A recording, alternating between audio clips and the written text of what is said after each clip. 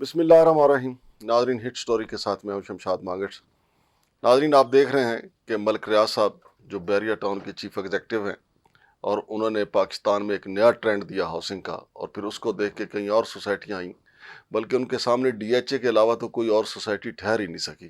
Faisal town ان کے مقابلے میں آئی، اور کسی حد تک انہوں نے لوگوں کو معیار زندگی بہتر کرنے کے مواقع بھی دیے، لیکن بیریا ٹاؤن کا اپنا ہی ایک مقام رہا ہے. لیکن ملک ریاض صاحب آج کل مشکل میں ہیں، اور ملک ریاض صاحب حکومتیں بنانے گرانے کے حوالے سے بھی مشہور رہے ہیں. کئی حکومتیں ان کے گھر پہ بنی، اور کہا جاتا ہے کہ کئی حکومتیں ان کے گھر پہ گری بھی. یہ بالکل اسی طریقے سے ہے جس طرح ہمارے محسن پاکستان جناب ڈاکٹر عبدالقدیر خان جو ہیں، وہ کئی ایٹم بناتے رہے، کئی ایٹم بم انہوں نے بنائے، کئی میزائل بنانے کا انہوں نے کام کیا، اور محسن پاکستان کو ان کو خطاب بھی دیا گیا. لیکن ہم وہ بے رحم قوم ہیں کہ ہم نے ان کو بھی پی ٹی وی پہ بٹھا کے معافی مانگنے پہ مجبور کیا. اب ملک ریاض صاحب کی باری ہے. ملک ریاض صاحب نے میرا خیال ہے کہ ملک ریاض صاحب کی بیریا ٹاؤن آپ اس سے اندازہ لگا لیں کہ ہماری نیوی کے نام پہ ہے، کہ کون سا ادارہ ہے جس کے ریٹائرڈ افسران نے ملک صاحب کے پاس نوکری نہیں کی ہوگی. اور کئی ایسے جو ملک صاحب کہتے ہیں نا کہ جب میرا صبر کا پیمانہ لبریز ہو گیا تو پھر میں سارے پردے فاش کر دوں گا. وہ ٹھیک کہتے ہیں کہ کوئی ادارہ ایسا نہیں ہے کہ جو ملک صاحب سے مستفید نہ ہوا ہو، چونکہ بیریا ٹاؤن کی تاریخ کوئی چھوٹی سی نہیں ہے. لیکن اس وقت وہ لوگ جو ملک ریاض صاحب کے اشارہ ابرو کو دیکھنے کے لیے ترسا کرتے تھے، اب وہ بھی ان کے خلاف پریس کانفرنس کر رہے ہیں.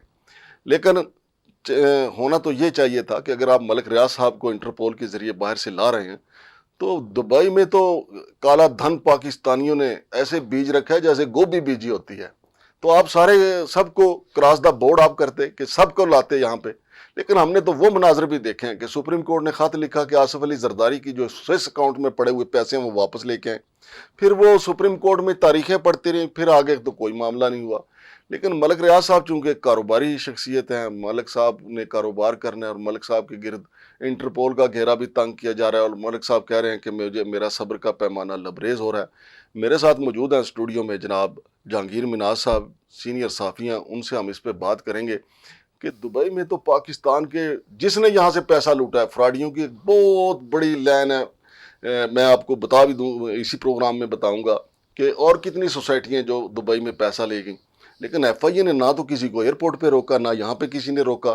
اب ملک ریاض صاحب کا جو ہے، ایف آئی اے کو بھی بڑا خیال ہے. ایف آئی اے کے ڈی جی جو ہیں وہ چینج ہو گئے ہیں، اور خواجہ آصف صاحب بھی جناب علی وزیر دفاع جو ہیں وہ بڑھ کے بول رہے ہیں. ان کو یہ یاد ہی نہیں کہ میں وزیر دفاع ہوں. وہ چاہے جائے کہ ملکی سرحدوں کی دفاع کے حوالے سے ہی بات کریں وہ، لیکن کہہ رہے ہیں کہ جناب ہمیں تو ملک ریاض چاہیے. لیکن اس کے اوپر ہم آگے بھی بات کرتے ہیں. فی الحال ہم اس کے اوپر جانتے ہیں جہانگیر مناز صاحب کا کیا موقف ہے. السلام علیکم جناب. السلام صاحب. جہانگیر مناز صاحب، یہ پچھلے چند دن سے طوفان اٹھا ہوا ہے کہ بس ملک ریاض صاحب آئیں گے، ان کو انٹرپول کے لیے جب لایا جائے گا تو پاکستان کے بس جو ہے قانون کی عملداری کا عملی ثبوت جو ہے مسائل حل ہو جائیں گے. کیا کہتے ہیں آپ؟ وہ مار صاحب جو آپ نے پہلے تو بات کی ہے نا لوٹنے والی، اور مختلف آپ نے بڑے ایکوریٹ حوالہ جات دی ہے.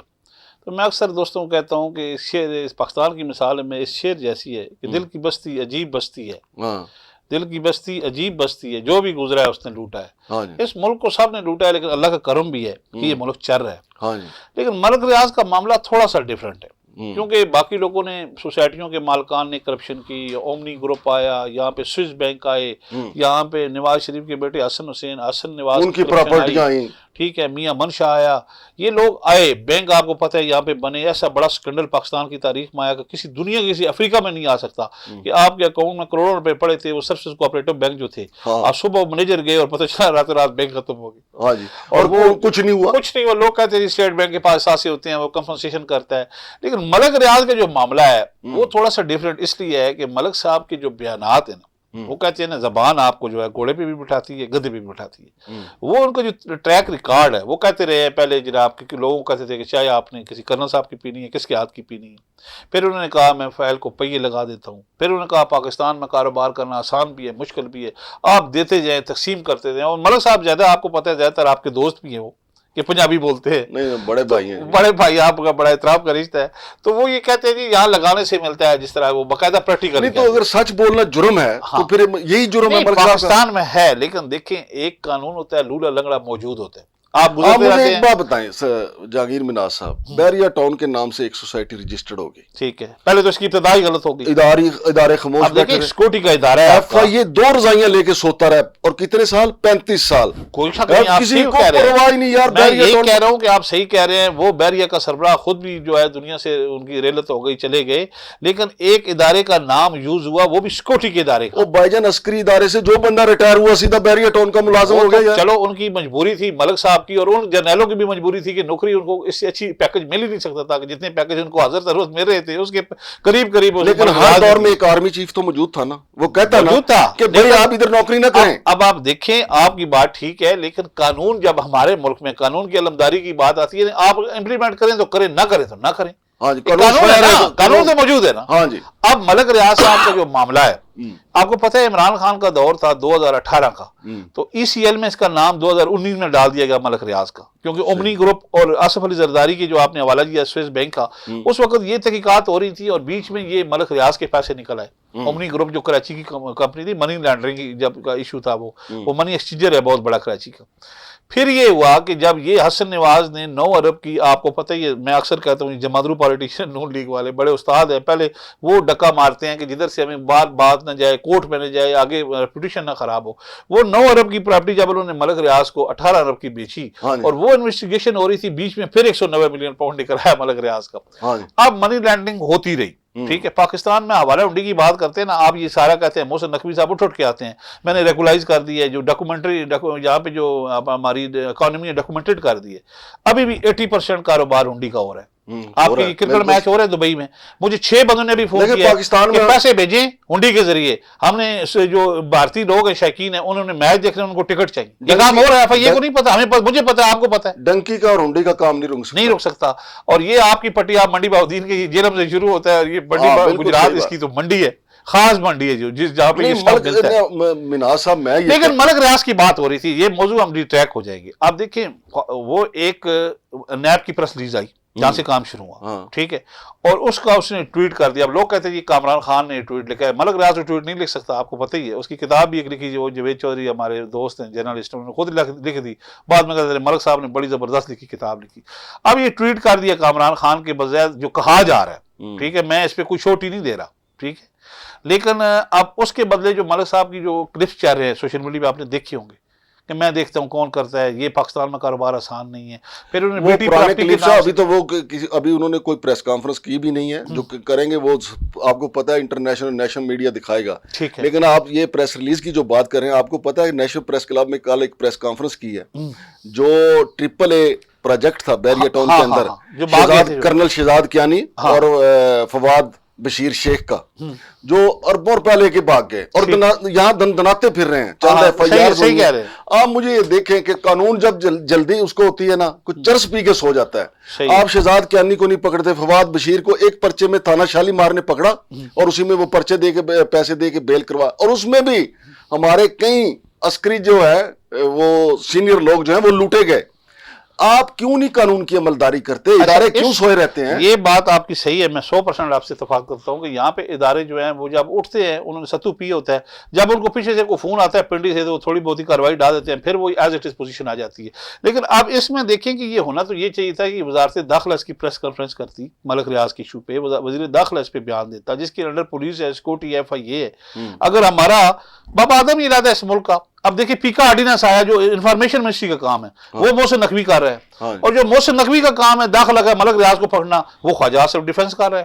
اس ملک میں تو جس کا کام نہیں ہے نا، وہ دوسرا کام کر رہا ہے. خواجہ آصف کو کیا ضرورت پڑی ہے؟ اس کو کہا گیا نا، وہ تو ڈیفنس منسٹر آپ خود کہہ رہے ہیں، اس کا لینا دینا ہی نہیں ہے داخلہ سے، اس کا معاملہ ہی نہیں ہے. لیکن یا اس کا ملک ریاض تھے، وہ پیسے کے اپنی میں کوئی اس کے لین دین تھا، کوئی چکر تھا، پرانی کوئی گرج تھی اس کے ساتھ، کوئی ایشو تھا ملک ریاض کے، اٹھ کے آ رہا ہے، ہمیں پکڑنے جا رہے ہیں. اب ایگریمنٹ ہمارا ہے دبئی کے ساتھ، اور ماضی میں ہم نے لوگ دبئی نے ہمارے ہینڈ اوور بھی کیے. اب ایک بات اور کہی جا رہی ہے بڑے وثوق کے ساتھ کہ ملک ریاض نے پیسے پہلے بیٹی پراپرٹی کے نام پہ کاروبار شروع کر کے، اور وہاں پہ جو مالک ہیں دبئی کے جو شیخ ہیں، جو وہاں پہ حکمران ہیں، ان کو اعتماد میں لے کے یہ کام شروع کیا ہے.